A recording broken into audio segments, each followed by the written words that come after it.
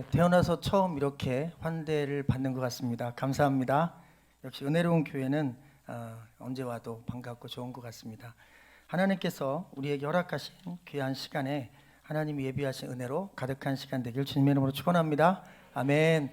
어렵고 힘든 시기지만 예배를 통하여 우리가 새 힘을 얻길 바라고요. 오늘 스스로에게 이렇게 한번 인사합시다. 참 잘 왔습니다. 아멘. 할렐루야. 아멘. 저는 모태신앙입니다. 어머니가 예수 그리스도를 중학교 때 영접하시고 그리고 결혼하시고 불신 가정에 시집 오셔서 한 가지 서원 기도를 하셨는데, 주여 남자로 태어난 존재는 전보다 주의 길 가게 하소서. 그 첫 번째 열매가 접니다. 그래서 제가 저희 성결교회 목사고, 제 동생이 감리교회 목회자고, 저희 삼촌이 역시 감리교회 목회자고, 사촌 동생들이 1, 2, 3, 4 감리교회 목사들로 그렇게 포진되어 있습니다.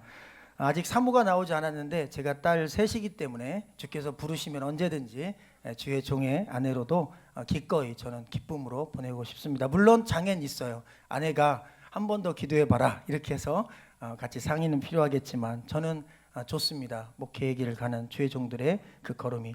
근데 사실 어머니가 은사사역을 하셨어요. 지금은 기도원이 많이 죽었지만 저희 어머니 시대 80년대는 한국교회가 기도원 운동이 뜨거웠던 시대입니다. 여기에 장로님들, 권사님들 한 5, 60년 믿음생활 하신 분들은 그때 기도원에서 꽤나 울면서 나라 민족을 위해 또 자신을 위해 기도했던, 또 교회를 위해 주의 종들을 위해 기도했던 그 귀한 거룩한 영적 걸음을 기억하실 것입니다. 그래서 그랬나요? 저를 임신하고 서원 기도를 했는데 하나님께서 즉각 환상으로 응답해 주셨습니다. 첫째는 주의 길이 아니라 법관의 길이다. 그래서 이 가운을, 법관의 가운을 입혀주셨대요. 물론 저는 법관의 가운을 한 번도 입어본 적이 없습니다. 그래서 어머니가 제가 태어나서 정신을 차려서 언어 소통이 됐을 때부터 주지시켜 주셨어요. 너는 목사가 아니다. 너는 장로님이 되어 교회를 잘 섬겨라. 그렇게 해서 저는 평신도가 될 마음을 갖고 열심히 교회를 그냥 섬겼어요. 고등학교 2학년 때 문제가 생겼습니다. 교회가 너무 좋은 거예요. 아침에 눈 뜨면 교회 가고 또 새벽에도 가고 낮에도 가고, 그럴 수밖에 없는 게 교회하고 저희 교회가 이 담벼락 하나 사이로 붙어 있었어요. 그래서 이제 넘어지면 교회, 뒤로 넘어지면 저희 집, 이런 아주 지근거리 있었기 때문에 교회나 집이나 교회나 하나예요. 그래서 기도 제목이 생겼어요. 하나님, 제가 목사가 아니라고 하셨는데 제가 교회에서 살고 싶습니다. 그러니까 두 가지 길이 저에게 있더라고요. 옵션이 두 개인데, 첫 번째는 교회를 관리하는 집사님이 되면 좋겠다. 그러면 적어도 교회에서 평생 살 수 있겠다. 두 번째는 혹시 하나님이 허락하시면 신학교 가서 목사님이 되면 그래도 교회에 날마다 가서 살 수 있겠다. 그런데 저는 두 번째 옵션을 선택했습니다. 하나님, 자원 입대라는 것도 있잖아요. 그래서 저는 신학교에 자원해서 가겠습니다. 그랬더니 또 어머니도 그렇고 기도하는 모든 분들이 뭐 안 와도 괜찮다는데 굳이 가겠다는데, 일꾼도 없는 상황에 하나님이 막을 일이 뭐 있겠냐. 그래서 저는 신학교에 입학했습니다. 그리고 저는 목회를 할 생각을 하면서 늘 이런 세 가지 기준을 가지고 있어서, 첫 번째, 단독 목회, 담임 목회를 할 때는 30세가 돼야 되겠다. 두 번째, 결혼해서 가정을 이루어야 되겠다. 세 번째, 적어도 목사 안수는 받아야 되겠다. 그렇게 마음 먹고 늘 기도하고 있었는데 어느 날 신학교 4학년 때 1997년도 1학기 때 전화가 왔어요. 그게 세 번째 연락이었는데, 첫 번째는 지인 목사님께서 경기도 바란 쪽에 교회가 하나 생겼는데 김전도사가 생각난다. 그래서 생각나지 마시라고 했어요. 제가 세 가지 선명한 기준을 말씀드렸어요. 절대 30세 되기 전에 전화 다시 할 생각 마시고, 목사 안수 받기 전에 하지 마시고, 저는 장가부터 가야 되겠습니다. 그렇게 이런저에 딱 자르고, 이건 주의 뜻이 아니다. 그런데 역시 또 아는 목사님이 또 전화 왔어요. 교회 자리가 생겼는데 왜 김전도사가 또다시 제가 반복했습니다. 그래서 세 가지 선명한 기준을 말씀드리고 아주 깔끔하게 정리를 하고 잘랐어요. 마음이 근데 찜찜한 거예요. 성경에도 예수님이, 또 성경에도 하나님이 누군가를 부를 때 이름을 2번에서 3번을 반복해 부르더라고요. 이게 반복되는 건 주님의 사인이 아닌가라는 영적으로 불안한 마음이 생겼는데, 토요일 날 오전에 기숙사에 있는데 어머님이 전화해서 결정적인 한마디, 건물도 준비됐고 누군가 건물을 다 얻어서 세팅을 다 해놓은 거예요. 담임자만 있으면 되는데 너가 하면 좋겠다. 그래서 아멘 하고 그냥 담임 목회를 시작했습니다. 왜? 3번 이상 동일한 내용으로 하나님의 부르심이 있었는데 제가 영적인 지각이 부족하여 첫 번째 패스, 두 번째 패스, 세 번째 깨달았어요. 내 시간과 하나님의 시간표가 다르다. 내 계획과 하나님의 계획은 다르다. 난 준비가 안 됐고 이러이러한 준비가 필요하다고 생각했는데 하나님의 준비는 그런 거하고 달랐어요. 그냥 부르시면 순종하면 되었어요. 그래서 순종했습니다. 1997년 생개척이라고 해서 가족 2분과 또 지인 1명과 함께 지하 20평에서 시작했습니다. 열심히 했습니다. 98년도에 IMF가 왔습니다. 그래서 여러 가지 경제적인 어려움과 또 수많은 어려움이 있었는데 저희는 득을 봤어요. 왜? 그런 경제적인 어려움을 겪은 분들이 큰 교회에서 믿음생활을 하시다가 그 교회에서 또 오랫동안 있었지만 여러 어려움이 있으니까 이게 작은 교회로 오시기 시작하는 거예요. 저희 교회도 여러분들이 오셨어요. 갑자기 교회가 그득그득 차기 시작했습니다. 그런데 저는 한 6년 차 됐을 때 목회를 접을 수밖에 없는 어려움을 겪게 되었어요. 목회는 어려움도 있더라고요. 여러분, 이 97년도에 하나님께서 부르신 이 부름은 하나님께서 저에게 허락하신 첫 번째 소명이었고 부르심이었습니다. 여러분, 저와 여러분의 삶 가운데도 이렇게 하나님께서 부르시는 부르심이 있습니다. 여러분이 처음 예수를 만난 날, 처음 교회를 아까 간증하신 분처럼 교회를 만나서 출석한 날, 여러분 우연이 아니라 하나님의 특별한 때가 이루어졌기 때문에 여러분이 부르심 받은 것을 믿으시기를 주의 이름으로 축원합니다. 오늘 본문에 나오는 인물은 구약 역사상 가장 위대한 지도자 3명 중에 1명이 되겠습니다. 아브라함, 그리고 모세, 그리고 다윗. 이스라엘 백성이 잊지 못하는 위대한 지도자들인데 아마 그 중에서도 모세는 압권일 것입니다. 그런데 이 모세가 사실 별 볼 일 없는 그런 사람이었어요. 왜냐하면 초반에 40년은 이집트에서 왕자로 우리가 아는 것처럼 너무나 힘있는 사람으로 살았어요. 그러나 그가 살인죄를 저지르고 살기 위해서 광야로 도망치고 나서 그 다음부터는 초라한 목동으로 살았습니다. 자기 재산도 없어요. 왜? 처가에서 얹혀 살았어요. 그리고 그 장인의 이드로의 양무리를 돌봤으니 자기 이름으로 된 집안칸, 자기 이름으로 된 그 어떤 자산도 갖고 있지 않았어요. 그리고 나이는 점점 많아지는 것입니다. 40년이란 시간을 거기에 머물렀어요. 그것도 광야에, 그것도 아무도 관심 갖지 않는 그 척박한 땅에서 무려 40년을 보냈습니다. 모세는 스스로 생각했을 거예요. 내 인생은 여기서 끝인가 보다. 난 이렇게 늙어서 세상을 이제 마지막 힘이 없으면 죽어서 떠나나 보다. 그런 생각을 했을 것입니다. 그러나 하나님은 그렇지 않았어요. 모세가 예비되고 준비되는 하나님의 때까지 기다려 주셨어요. 무려 40년을 기다리셨어요. 그리고 그 40년째 됐을 때 바로 우리가 읽은 오늘 본문이 바로 그때였습니다. 하나님의 시간표가 이루어진 그날이었습니다. 하나님께서 나무 위에 불꽃이 막 타오르는데 그 나무가 불꽃에 타지 않는 기적을 보여주셨어요. 여러분, 우리 삶 가운데는 예상치 못한 기적들을 만날 때가 있습니다. 전혀 상식적이지 않은 일이 이루어질 때가 있어요. 이건 상식하고 다른 것인데, 이것은 내가 생각한 계획하고 다른 것인데 하나님께서 특별한 사인을 주는 기회일지 몰라요. 여러분, 그 불꽃 가운데서 멍하니 바라보고 있을 때 하나님께서 80년 만에 모세에게 처음으로 음성을 들려주셨습니다. 그 음성은 너무나 따뜻한 것이었습니다. 모세야, 모세야. 이렇게 2번 그의 이름을 불러주었어요. 모세는 평생 한 번도 하나님의 음성을 듣지 못했지만 그날 그 순간 그 불꽃 가운데서 들려나오는 그 음성이 그분의 음성임을 알았어요. 모세의 심령 속에는 여러분 믿음이 있었던 것입니다. 하나님을 향한 믿음이 그 안에 살아 있었어요. 비록 80년 동안 그가 묻혀 있었지만, 그가 나이가 들어갔지만 그의 심령 속에 하나님을 향한 믿음은 있었기에 그의 음성을 알아들었던 겁니다. 아멘. 여러분, 우리가 믿음 생활하다 때로 그렇게 모세처럼 아주 긴 시간 동안 마치 홀로 외롭게 주님 곁을 떠날 때도 있을 것이고, 좌절하고 낭망할 때도 있을 것이고, 실패해서 도망칠 때도 있을 것이고, 내가 하나님과의 관계가 끝났나 보다, 내 안에 믿음이 사라졌나 보다. 아닙니다. 여러분, 믿음은 사라지지 않습니다. 믿음은 조금도 축소되지 않습니다. 믿음의 그 가치, 그 존재적인 위대함은 세상 물건과 다릅니다. 소유가 지배한 이 세상은 소유가 여러분 소멸되기도 하고 없어지기도 하고 다시 생기기도 하지만 믿음은 한 번 생기면 없어지지 않습니다. 여러분, 영생은 eternal life, 영원한 것입니다.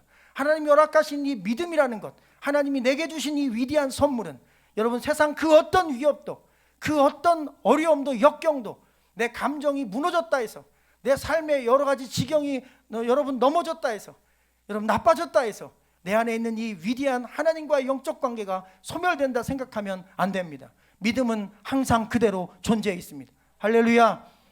모세도 80년 지났지만 여전히 그 안에 어려서 엄마가 심어줬던 그 믿음, 누나가 심어줬던 그 믿음, 자기의 심령 속에 있었던 하나님에 대한 그 신앙이 아주 오랜 기간 동안 떨어져 있었지만 그 안에 하나님은 여전히 그와 함께하고 있었음을 주의 음성을 들으며 다시 한번 깨닫는 시간이었습니다. 그런데 이 본문은 참으로 충격적인, 그리고 이해할 수 없는 하나님의 부르심과 요청이 있다는 것을 알게 합니다. 여러분, 그 당시 이집트는 세계에서 가장 강력한 국가였습니다. 그리고 그 당시는 농업 시대였기 때문에 사람의 힘이 가장 필요한 시대였습니다. 군사력도 사람이 몇 명이냐로 싸움의 판가름이 났습니다. 특별한 도구가 없고 무기가 없던 시절이기 때문에 사람이 많으면 이기고 적으면 대부분 졌어요. 여러분, 농사를 짓고 뭔가 허드렛 일을 하고, 그리고 뭐 피라미드라든지 아니면 성이라든지 뭔가 건축을 하려면 사람이 필요한데, 자기네 나라 민족 백성을 쓰기보다는 노예들을 쓰면 돈도 덜 들고, 그리고 죽거나 다치거나 뭐 음식을 조금 주거나 자기들이 그렇게 힘들 게 없어요. 그래서 히브리 노예 약 200만 명이나 되는 이 노예들 가운데 60만의 남자들은 그들에게 있어서 엄청난 노동적 가치가 있는 자산이었고 재산이었습니다. 그런데 하나님께서 모세를 부르신 목적이 참으로 두렵고 떨리는 거였어요. 모세야, 내가 너를 보내 신음하는 내 백성들을 구원하겠다. 그랬더니 모세가 핑계를 댑니다. 하나님, 저는 안 됩니다. 그래서 보낼 만한 자를 보내소서. 아니다, 내가 가야 된다. 아닙니다. 이렇게 실갱이하는 장면이 나와요. 근데 그 핑계를 보니까 말을 잘하지 못한다, 말도 안 되는 소리입니다. 여러분, 40년 동안 이집트 왕궁에서 왕궁 교육, 여러분 로열 패밀리들이 받는 교육을 받은 이 모세가 40년이 지났다 해서 이집트어를 100% 잊어버리거나 이집트 문화를 모르거나 왕궁에 있는 왕들을 잘 모르거나 그럴 리가 없어요. 이유는 40년 동안 광야에서 자기가 작아진 것입니다. 여러분, 사업이 잘 될 때는 괜찮아요. 자신감 있죠. 사업이 안 되면 작아지는 것입니다. 내가 잘 나갈 때는 괜찮아요. 자신만만하죠. 어느 자리나 누구나 다 만날 수 있죠. 근데 내가 좀 어려워지면 만나기가 좀 어려워져요. 더군다나 모세는 또 하나 핸디캡이 있었어요. 그는 살인자입니다. 범죄자입니다. 범법자입니다. 이집트에 돌아가면 잡혀서, 지금은 공소시효가 있지만 그 당시 그런 거 없었어요. 무조건 잡히면, 발각되면, 그것도 공무원, 군인을 죽인 거니까 무조건 사형 또는 그 이상의 극형을 당합니다. 자기는 돌아갈 수 없었어요. 하나님, 제가 말을 꼭 해야 아시겠어요? 하나님, 저는 죄인입니다. 돌아가면 죽습니다. 그래서 저는 갈 수가 없어요. 그리고 저는 80세입니다. 저는 노인입니다. 제가 할 수 있는 게 뭡니까? 저는 아무것도 할 수 없어요. 그렇게 자기 자신의 자금 때문에 하나님의 위대하고 크심이 보이지 않는 겁니다. 여러분, 우리가 어려워지면 내 작은 모습이 자꾸 보여요. 내가 힘들어지면 내 환경의 어려움이 자꾸 보여요. 하나님의 위대함이 보이지 않습니다. 하나님은 하늘을 보라 하는데 나는 자꾸 땅을 보아 나의 시각이 땅으로 좁혀집니다. 고개를 숙이면 작은 공간이 보입니다. 고개를 들면 들수록 점점 넓어지고, 하늘을 향해 고개를 들면 저 넓은 하늘과 우주가 보이는 것입니다. 고개를 들어 하나님을 바라보시고, 고개를 들어 어려울수록 더 우리가 높은 곳에 계신 그분을 바라봐야 될 이유가 거기에 있는 것입니다. 믿음은 시선을 올리는 것입니다. 믿음은 어려울 때일수록 시선을 내 삶의 주변이 아니라, 작아진 내 모습이 아니라, 실패한 내 자리가 아니라, 무너진 내 자리가 아니라, 죄인인 내 자리가 아니라, 나를 용서하신 그분으로, 그리고 나를 회복하신 그분으로, 나를 받아주시는 그분으로, 나를 일으키시는 그분으로, 전능하신 그분으로 나의 마음, 나의 시선, 나의 중심을 옮겨 놓는 것입니다. 믿음은 여러분 바라는 것입니다. 그래서 가장 낮을 때 가장 위대한 믿음을 가질 수 있고, 가장 부족할 때 가장 위대한 하나님의 능력을 경험할 수 있는 것은 내가 작아야 하나님의 능력이 커지는 것입니다. 내가 보잘것 없어야 하나님의 능력이 더 크게 느껴지는 것입니다. 내 능력이 크면 내가 잘했나 보다, 내가 보잘것 없으면 하나님이 크게 역사하셨나 보다, 너무나 신비한 영적인 역설인 것입니다. 그리고 하나님은 그에게 아무것도 주지 않으셨습니다. 군사력도 주지 않았습니다. 여러분, 좀 특수부대라도, 어벤져스라도 좀 붙여주면 좋지 않습니까? 근데 망치던 남자 하나 붙여주지 않았어요. 여러분, 아무도 붙여주지 않았어요. 그리고 오늘의 말씀의 핵심 주제이며 명제인 질문 하나를 던지셨어요. 하나님은 항상 우리 인생 가운데 질문을 주십니다. 그리고 우리의 대답을 기다리십니다. 모세야, 너 없다고만 자꾸 하는데 너에게 있는 게 있다. 하나님, 말도 안 됩니다. 재산도 없고 그리고 난 아무것도 없습니다. 아니, 내 손에 있는 거 그건 뭐냐? 하나님, 지팡이입니다. 마른 막대기입니다. 내가 40년간 이 나무를 들고 다녔고 그냥 의지했고, 하나님, 양들을 구출할 때 썼고, 그리고 맹수들이 오면 싸웠고, 하나님, 이거 그냥 막대기입니다. 하나님 말씀하셨습니다. 그거면 충분하다. 우리가 가진 상식으로는 이해가 안 돼요. 대제국 이집트 그리고 황제를 맞서는데 하나님은 모세에게 마른 막대기 하나 주셨습니다. 그리고 가라는 것입니다. 그리고 갔습니다. 모세도 정상은 아닙니다. 막대기 하나 들고 왕궁으로 향해 가잖아. 주의 말씀을 믿고 가잖아. 믿음이 무엇입니까? 나의 보잘것없는 것을 보지 않고 나와 함께 하시는 그분을 보는 것입니다. 여러분, 우리 안에 믿음이 있는 것입니까? 내가 힘들어지면 그분이 없는 것 같지 않습니까? 내가 어려워지면 하나님이 안 계신 것 같이 보이지 않습니까? 그런데 가장 약한 것을, 그것으로 가장 강한 것을 이기게 하시고, 무능한 자를 통해 유능한 자를 부끄럽게 하시고, 없는 자를 통해 있는 자를 부끄럽게 하시는 것, 이것이 하나님의 위대한 손길인 것입니다. 그 지팡이로 홍해를 갈랐습니다. 그 지팡이로 반석을 쳐서 물이 나게 하셨습니다. 그 지팡이로 하나님의 위대한 기적을 일으켜 이집트 황제를 결국 굴복시키셨습니다. 하나님의 역사는 지팡이가 아니라 그 지팡이를 통해 그분의 위대함을 드러내기를 원하시는 뜻에 있었습니다. 그러니 우리 곁에 작은 것이라도, 우리 삶의 주변에 조그만 희망의 조그만 불씨라도 남아있다면, 그것이 주님 손에만 붙들릴 수 있다면 우리 인생은 바뀔 것입니다. 제가 목회를 하다가 어려움을 당하여 1년간 잠시 감리교 목사님 곁에 갔는데, 그 목사님이 참으로 위대한 간증을 주셨어요. 신당동에서 목회하는 분인데, 신당동 떡볶이집 바로 옆에 곱창집을 하는 집사님, 신방 갔더니 장사가 안 된다고 가슴을 찢고 계신 거. 목사님 입장에서는 잘 되면 좋겠는데, 그리고 마음으로는 자꾸 이런 말이 나. 너도 떡볶이 해. 너도 떡볶이. 다 떡볶이인데 왜 너는 곱창이냐? 사람들이 떡볶이 먹으러 와서 설마 곱창 먹겠냐? 말하고 싶은데 성도라 말하지 못하니 목사의 애타는 심정. 잘 될 수 있는 길이 곁에 있는데 남들이 다 가는 길을 안 가고 혼자 오롯이 곱창의 길로 가니 될 일이 있습니까? 맛이 있어도 사람들이 떡볶이 먹으러 지방에서 올라오는데 아무리 맛이 곱창 안 먹는 거예요. 그러니까 장사가 안 되는 거예요. 도저히 안 되겠어 기도했는데 하나님이 지혜를 주신 거예요. 그 집사님에게 나오면서 신방 끝나고 이런 멘트를 주셨대요. 조언했어요. 팁이죠. 집사님, 저 앞에다 뭐 팔죠? 떡볶이요.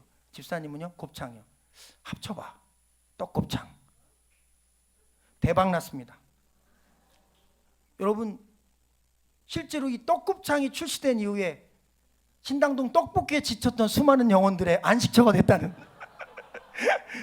그래서 떡볶이를 먹으러 왔다가 떡볶이와 곱창을 동시에 흡입할 수 있다는 이 감동스러운 사실 앞에 수많은 사람들이 이 떡곱창 쪽으로 옮겨가서 여러분 바뀌었다는 거예요. 내 손에 있는 게 뭐냐? 내가 잘하는 게 뭐냐? 잘 안 된다고 그리고 할 수 없다고 하지 말고 그 있는 것을 내가 쓸 테니까 내게 좀 맡겨라.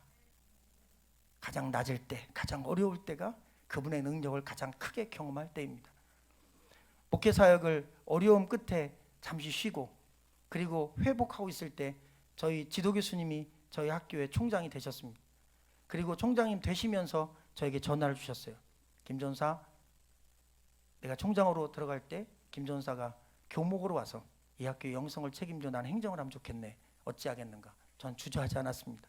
한번 첫 목회를 정말 아끼는 우리 여성교 회장님에게 사기를 당하여 2천만 원 카드빚을 지게 하고 제 이름으로 카드를 남발하여 마음껏 써 검찰청에 소환을 받게 하고 그리고 결국은 저의 목회를 문 닫게 하고 그리고 그 가슴 찢어지는 상처를 안고 목회를 그만해야겠구나 잠시 쉬고 그리고 회복돼야 되겠구나 할 때 주님은 저희 지도 교수님 통하여 새로운 길을 열어주셨습니다.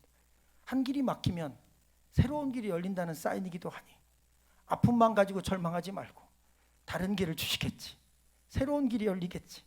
주님을 의지하며 땅이 아니라 내 환경이 아니라 내 삶의 주변이 아니라 그분을 보시면 그분의 위대하심이 나를 새로운 물줄기로 인도하셔서 열댓 명 예배드리던 제가 동시에 1100명씩 하루에 4000명 5000명씩 1년에 수십만 명 수만 명을 그렇게 예배 인도하며 말씀 전하며 우리 김인환 목사님도 제가 강사로 모시면서 인연을 맺게 되어 아주 꾸준하게 고정 강사로 두 가지 아주 중요한 강사의 자질을 갖추셨어요. 첫째, 시간이 칼 같아요. 1분도 넘기지 않아. 오늘 와서 큐시트를 보고 알았습니다. 바로 이런 분이구나. 전 예배가 이렇게 분초 단위로 쪼개지는 건 개교회에서 사실 본 적이 거의 없어요. 대학교는 어쩔 수 없이 이렇게 하지만 학교도 아니고 교회에서 57분까지 간증을 맞춰주세요. 13분에 특송을 시작하시고 24분에 끝낸 다음 우리를 사용하셔서 25분부터 약 3분 동안 김인환 목사님이십니까? 대학에선 더 이상 고민할 여지가 없어요. 저희는 10분 안에 1000명이 오가야 되기 때문에 여러분 익숙하시죠? 이 건물에 수많은 성도들이 막 인아웃하는 그 짧은 시간. 그리고 메시지가 청년에게 너무나 적실하게 꽂히는 말씀. 여러분 15년간 사역하고 재작년에 사역을 마치고 교회를 개척했습니다. 50이 되기 전에 꼭 하겠다는 마음을 갖고 늘 기도하고 있었는데 그 이유는 첫 목회의 실패가 아니라는 하나님의 말씀을 통한 해석을 받았어요. 저는 목사고 설교학을 전공했습니다. 제가 말씀을 해석하여 설교를 했지만 말씀을 깊이 깨닫고 나서 내가 말씀을 해석하는 게 아니라 이 말씀이 내 삶을 해석해 주심을 알았어. 아들아, 너의 삶이 그 7년의 목회가 실패가 아니라 너에게 새로운 경험이었으니 그건 실패가 아니다. 너에게 오히려 약이 될 것이다. 그러니 힘을 내라는 놀라운 하나님의 말씀을 통한 인생 해석을 받고 힘을 얻었습니다. 전 실패한 목사가 아닙니다. 경험을 쌓은 목사입니다. 저는 1년차 목사가 아니라 8년차 목사입니다. 이래봬도 이제 9년차 목사 되는 우리 목사니까 1년 정도 차이 나죠. 어쨌든 그렇게 시작했어요. 커피숍에 갔는데 우연히 저희 사촌 누나를 만났습니다. 그 사촌 누나는 기회가 되면 저에게 교회를 세워주마 그렇게 늘 얘기했던 누님 중에 하나였어요. 마침 시골에 땅을 샀대요. 넓대요. 가봤습니다. 그랬더니 200평 집과 카페를 만들고 100평이 놀고 있더라고요. 이 땅이다 너 교회 세워라. 그래서 그 땅에다 교회를 짓기로 했더니 사실 매형은 남이지 않습니까? 여러분 아시죠? 매형은 뭐 피 한 방울 안 섞인 분이잖아요. 매형이 뭐가 그렇게 기쁘고 반갑겠어요. 그리고 아주 신실하고 독실한 무신론자십니다. 그런 분이 자기 집 앞마당 100평을 잘라서 교회를 하겠다는데 성도들이 막 새벽에 나오고 막 잠자는데 우리 집 번쩍번쩍하고 그럼 말이 됩니까? 근데 한술 더 떠서 아니 그 좁은 땅에다 어떻게 교회를 하냐고 기양해 주려면 잘해야지. 뒤에다 300평을 샀어요. 거기다 교회를 지라는 거예요. 저는 거기서 알았습니다. 인간들이 갖고 있는 보통 인간관계의 상식을 넘는 수준의 일은 하나님의 역사다. 하나님의 계획이다. 가족도 남보다 못할 때 많은데 그 사촌 누나가 거기다 매형은 한 달이 건넌데 매형이 앞장서서 그러니까 사촌 누나를 말리면서 너무 무리하지 말라고 대출까지 받아가면서 그러지 말자고 그래도 막을 수 없어서 샀어요. 옆에 있는 친구 땅 200평까지 주차장 부족할지 모르니 그것도 하자 해서 그것까지 또 확보해 놨어요. 그래서 졌습니다. 건물은 제가 졌습니다. 오병이어가 생각났습니다. 어린아이 도시락, 보리떡 5개, 물고기 2마리가 생각났습니다. 제가 걸어온 15년간의 학교 생활이 저에게 수입 생활의 전부였으니 퇴직금을 다 쏟아붓자. 내가 가진 경제적인 모든 역량을 다 쏟아붓자. 개척하면서 바로 성전 건축한 게 아니라 성전을 건축하고 개척을 했어요.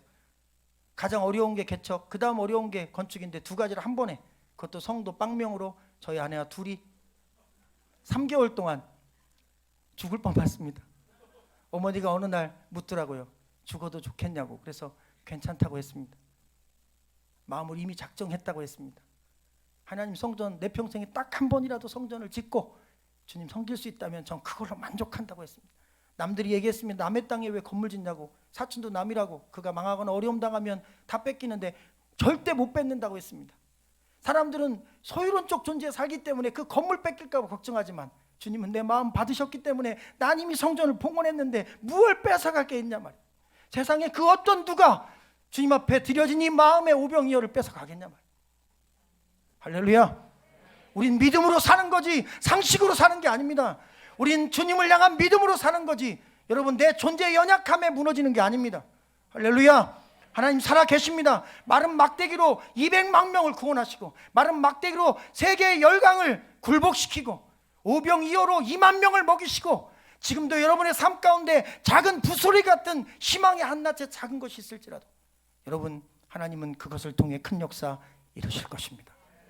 아멘. 건반 연주만 부탁드리고요. 제가 기도하고 마치겠습니다. 시간 관계상 통성기도 하지 않고 마친 기도로 마치겠습니다.